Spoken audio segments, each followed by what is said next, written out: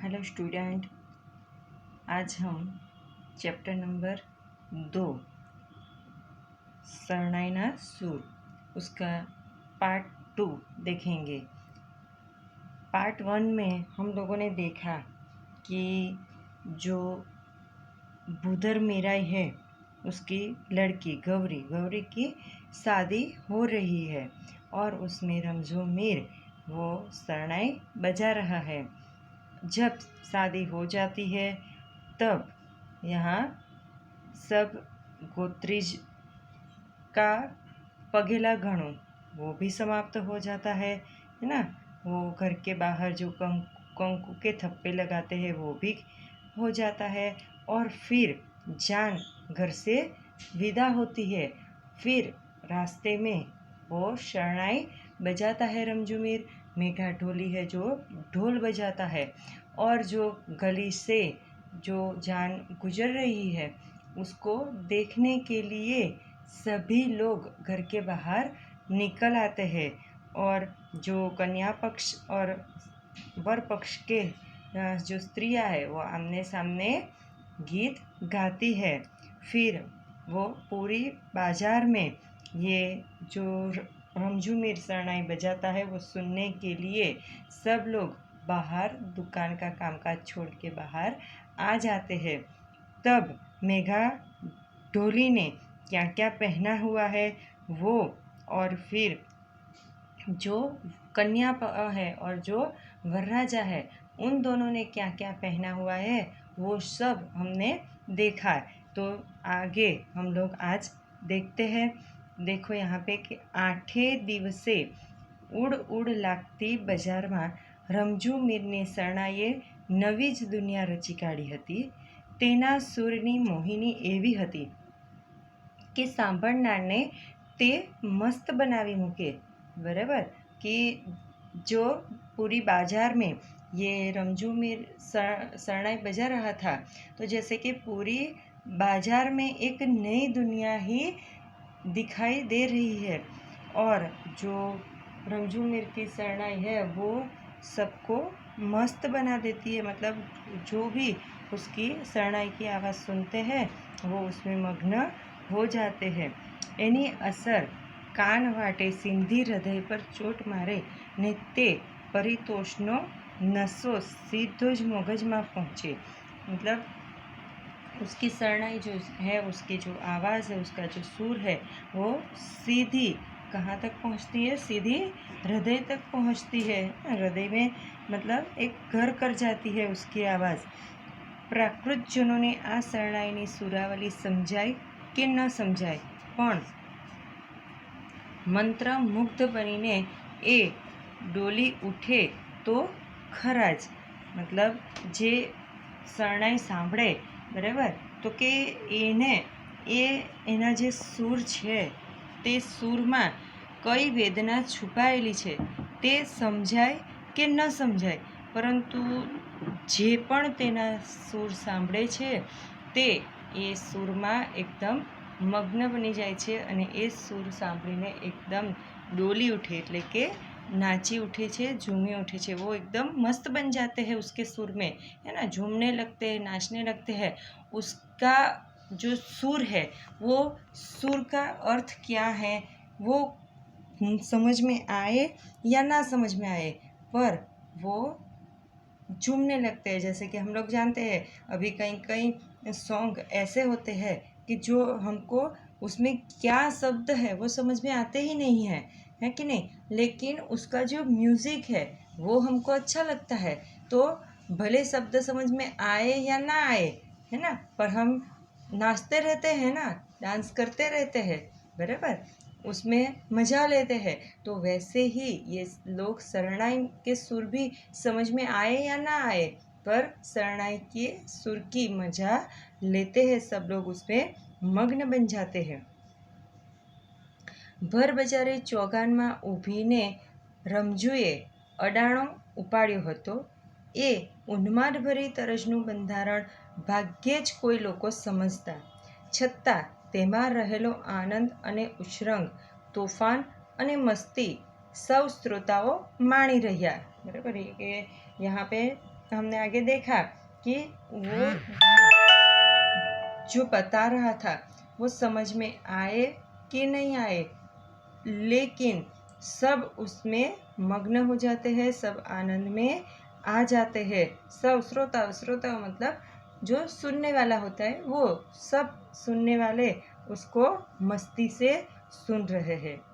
તેમની આંખ સામે તો વાતે વાતમાં છણકા કરતી, આંખમાંથી અગન તણખા વેરતી, ખોટે ખોટા રૂષણા લેતી, વળી પાછી પતિના પ્રેમોચ્ચારે રીઝી જતી, અજબ નટખટ ને નખરાળી નવોઢા જ રમી रही હતી।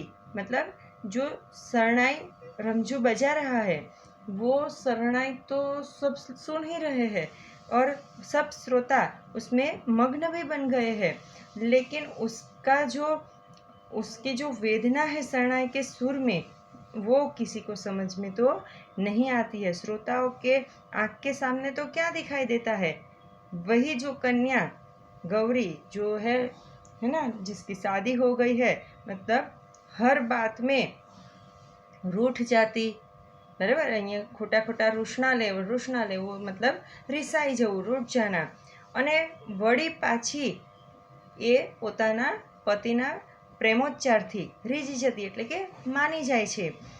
એવી અજબ અને નટખટ નખરાળી નવોઢા એટલે નવવધુ, નવી જે સ્ત્રી લગ્ન થયા હોય તેને નવોઢા કહેવાય। તે જ બધા શ્રોતાઓની આંખની સામે રમી રહે છે। અભણ રમજુ ડોસા પાસે શબ્દ ન હતા, કેવળ સુર હતા, અને એ સુર વડે જ આખી સૃષ્ટિ ખડી કરી જતો હતો, है ना। कि जो रमजू है वो अनपढ़ है, उसके पास कोई शब्द तो है नहीं, बराबर। उसकी खुद की वेदना जो है, जो वो समझाना चाहता है, वो शब्द के द्वारा वो नहीं समझा सकता, लेकिन उसके पास क्या है, सुर है ना। उसके सुर में ही इतनी वेदना है और वो अपने सुर के द्वारा ही ये पूरी सृष्टि खड़ी कर देता है। નમતે બપોરે ઊભી બજારે સાવ શુષ્ક વાતાવરણમાં પણ સાસરીએ સોંઢતી પતિ મિલનોત્સુક પરિણીતાનું કલ્પના ચિત્ર શ્રોતાઓની આંખ સામે તરી રહ્યું।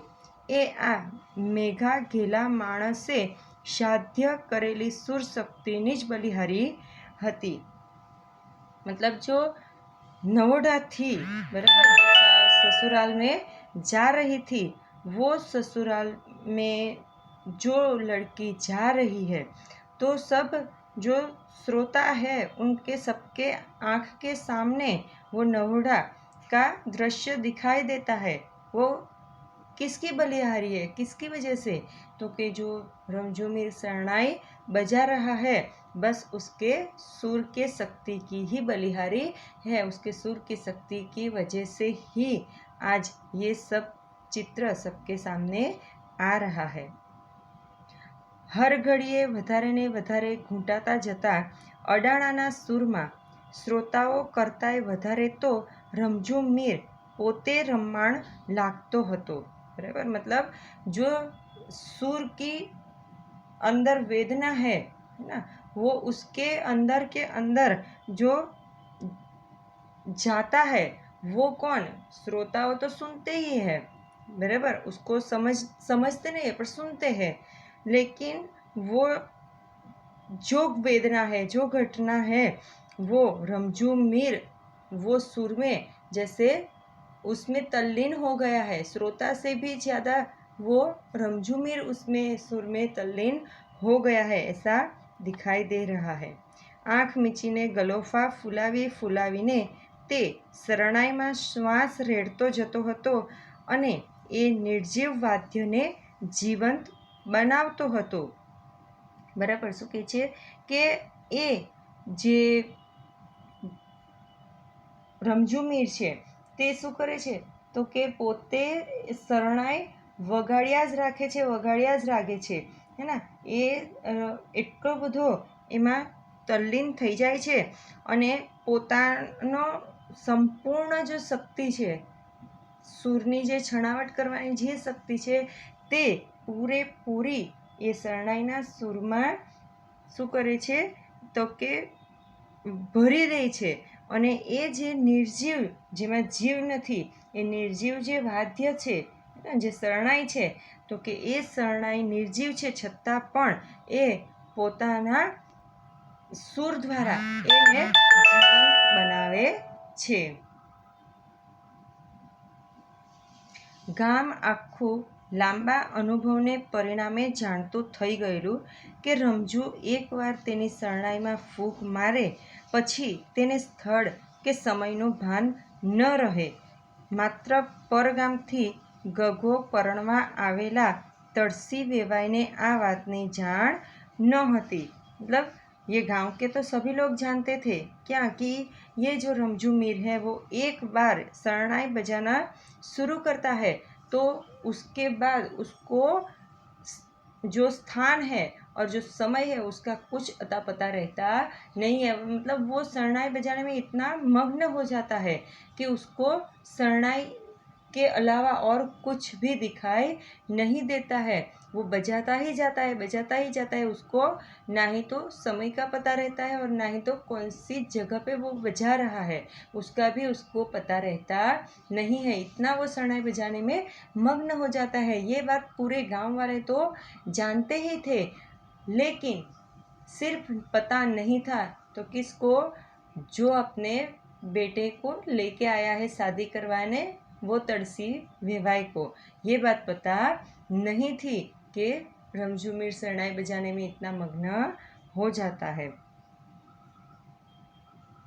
તેથી તેઓ મીરને દાદના પૈસાનો લાલચુ ગણીને પાવલું ફેંકી રહ્યા પછી આગળ વધવાની ઉતાવળ કરી રહ્યા હતા. मतलब तड़सी वेवाई को ऐसा लगता था कि ये पैसे का लालचू है ना, उसको पैसे चाहिए, इसके लिए वो आगे बढ़ रहा नहीं है. तो ये समझ के तड़सी वेवाई उसको पैसा देते रहते हैं कि पैसा दूँ तो ये आगे बढ़े, ऐसा वो सोचते हैं. તળસી વેવાઈને સૂરજ આથમતા પહેલાં પોતાને ગામ સાણોસરે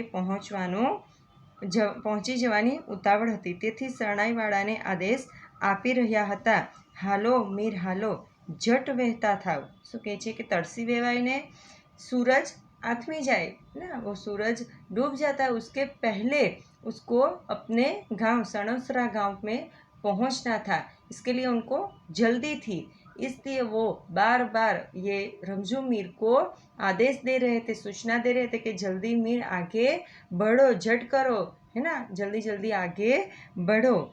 પણ અડાણાના સૂરમાં ગળાડૂબ સેલેરા લેતા રમઝૂને તો આવા આદેશ સાંભળવાની નવરાશ જ ક્યાં હતી.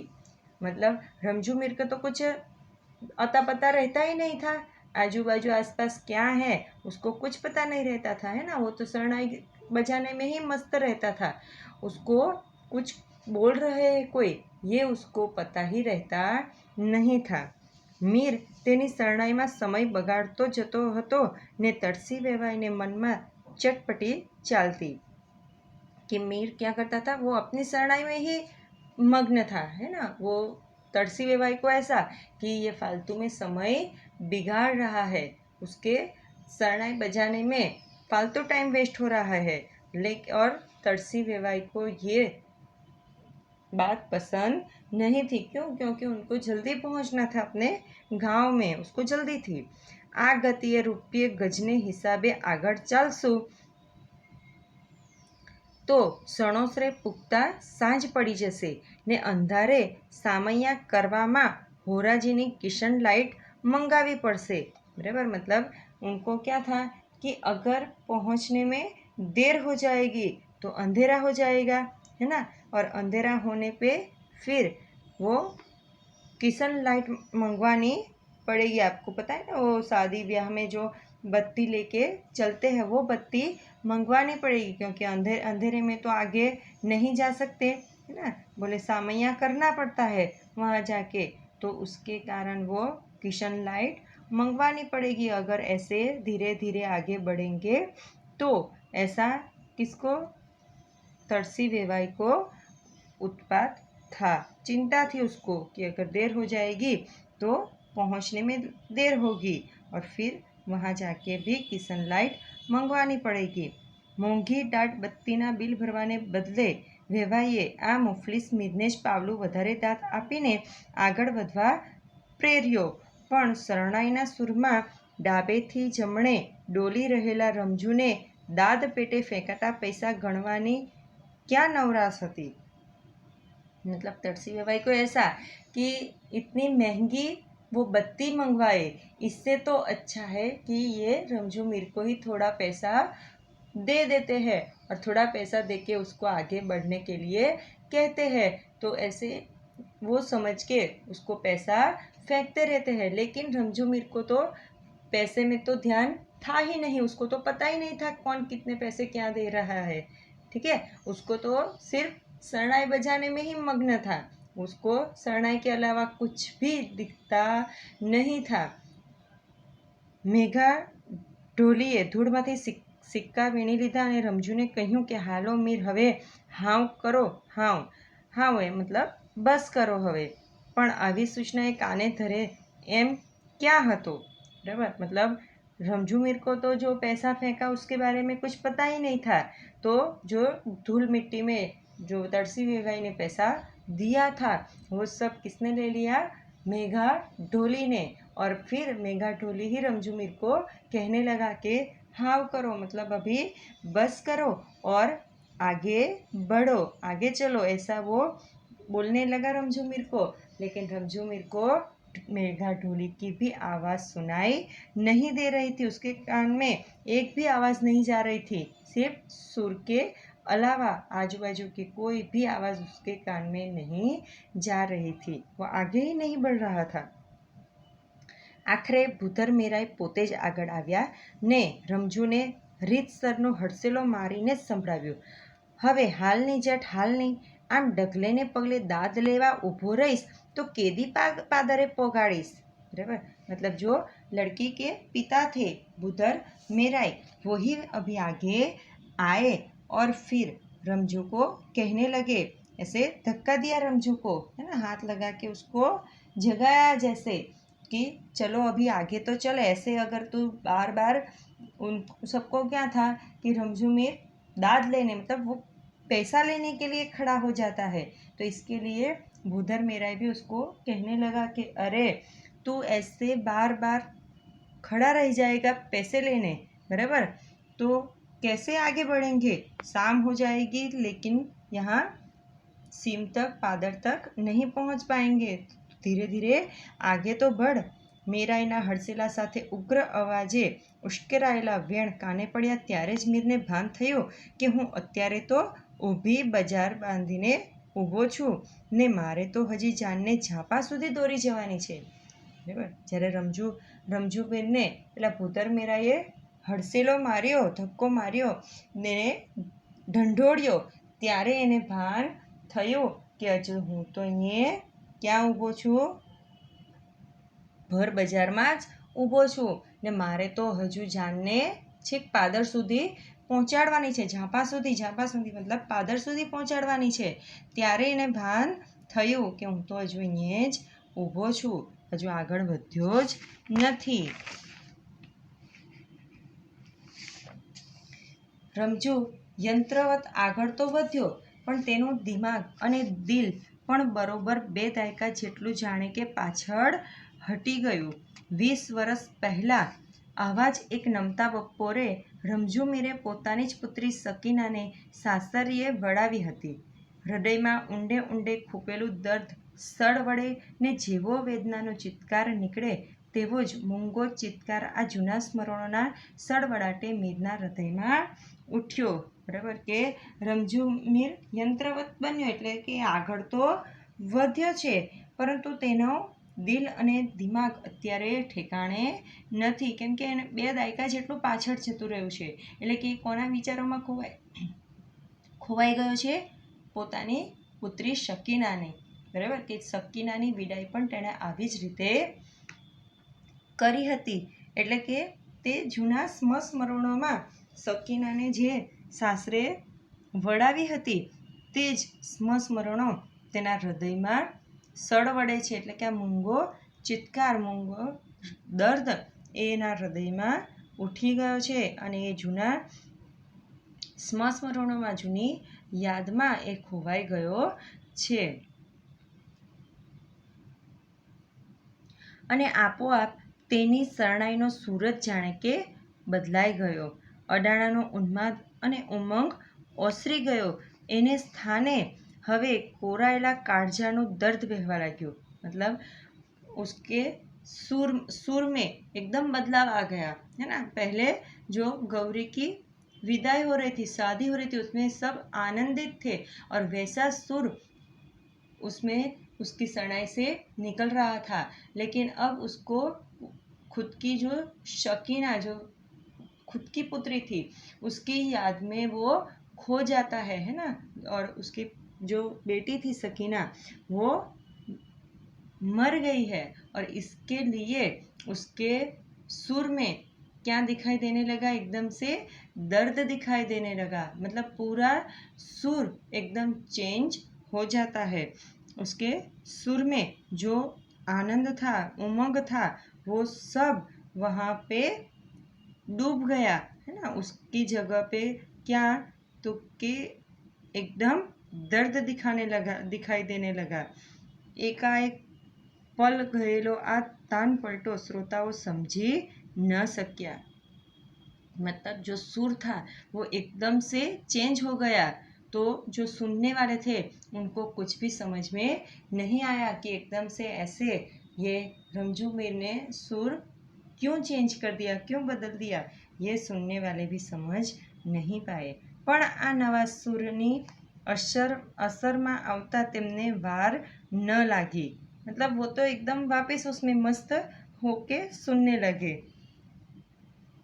આકાશમાં પૂર્ણેન્દુ પ્રકાશ્યો હોય, પૃથ્વી પર સ્નિગ્ધતળ કૌમુદી રેલાતી હોય અને તેના એકાએક કાળી વાદળી ચડતા ચોગરદમ ધિક્કારના ઓળા ઉતરી રહે અને આખા વાતાવરણમાં એક ઊંડી ઉદાસી ફેલાઈ જાય, તેવી જ અસર અત્યારે ઉઘલતી જાનમાં વર્તાઈ રહી છે. બરાબર. મતલબ આકાશમાં એકદમ જે ચંદ્ર છે તે એકદમ પ્રકાશિત, જે આપણે જોઈએ કે પૂનમનો ચાંદ એકદમ જ આખો ખીલી ઉઠે છે ને એકદમ જ આકાશ પ્રકાશિત થઈ જાય છે. તો કે એ જે પ્રકાશ્ય હોય, પરંતુ પૃથ્વી પર શું હોય છે, કૌમુદી રેલાતી હોય અને તેમાં જ એકાએક કાળી વાદળી આવી જાય છે. જે આખા આકાશમાં પ્રકાશ હોય, ઉજાસ હોય અને તેમાં એકદમથી પેલી કાળી વાદળી આવી જાય છે અને એ જે પ્રકાશને શું કરે છે કે ધીમે ધીમે અંધારી રાતમાં ફેરવી દે છે અને આખા વાતાવરણમાં શું થઈ જાય છે, એકદમ ઉદાસી છવાઈ જાય છે. તેવું જ અત્યારે આ જાનની અંદર દેખાઈ રહ્યું છે. કઈ રીતે, તો કે પહેલાં જે શરણાઈ વાગતી હતી તેમાં શું હતું, એકદમ આનંદ હતો, ઉમંગ હતો, ઉલ્લાસ હતો અને હવે એકદમ જ એ પલટો મારી દીધો. એટલે કે એકદમ બદલાઈ ગયો ને એ સુર, શેમાં, એકદમ દર્દમાં ફેરવાઈ ગયો હે ને. તો આ રીતે જેમ એકદમ પ્રકાશિત વાતાવરણને એકદમ અંધારી રાતમાં ફેરવાઈ જાય છે, તેવી જ રીતે આ શરણાઈના સુર એકદમ બદલાતા જાન જે વિદાય લેતી હતી તેમાં પણ એકદમ ઉદાસીનતા છવાઈ જાય છે. ઘડીવાર પહેલાં આનંદમાં ગુલતાન એવા એ જાનૈયાઓ સાવ મૂંગા થઈ ગયા. કે બધા પહેલાં કેવા હતા, એકદમ આનંદમાં હતા, ઉલ્લાસમાં હતા, લેકિન એકદમથી બધા જાનૈયાઓ શું, એકદમ મૂંગા, એટલે કે એકદમ ચૂપ થઈ ગયા. एकदम साव चुप हो गए, सब कुछ बोलने लायक नहीं रहे, एकदम मग्न थे, सब आनंदित थे, मग्न थे सुर में. लेकिन अब गमगीनी छा गई है. ગીત ગાતી સુહાગણોએ પણ જાણે કે શરણાઈની અસર તળે જ વધારે કરુણ ગીતો ગાવા માંડ્યા. मतलब जो सुहागन थी सब, वो भी जो विदाई गीत गा रही थी वो कैसे गीत गाने लगी, एकदम करुण गीत वो भी गाने लगी. शरणाई के सुर के साथ वो लोग भी एकदम करुण रस में आ जाते हैं और एकदम करुण गीत वो लोग भी गाने लगते हैं. तो स्टूडेंट, यहाँ तक हम लोग आज ये पाठ देखेंगे। यहाँ तक हमने देखा कि किस तरीके से रमजू मीर गौरी की जगह पे अपनी बेटी सकीना को याद करने लगता है और सकीना की याद आते ही किस तरीके से वो एकदम आनंदित वातावरण था, वो एकदम करुण रस में, एकदम दर्द भरे वातावरण में फैल जाता है। तो यहाँ तक हम लोग आज देखते हैं। यहाँ तक आप लोगों को पढ़ना है, आराम से पाठ पढ़ना, आपको पूरा पाठ समझ में आएगा। अगर कुछ भी समझ में नहीं आए तो आप मुझे कभी भी पूछ सकते हो। अभी इसके आगे हम दूसरे वीडियो में मिलेंगे। अस्तु, जय हिंद।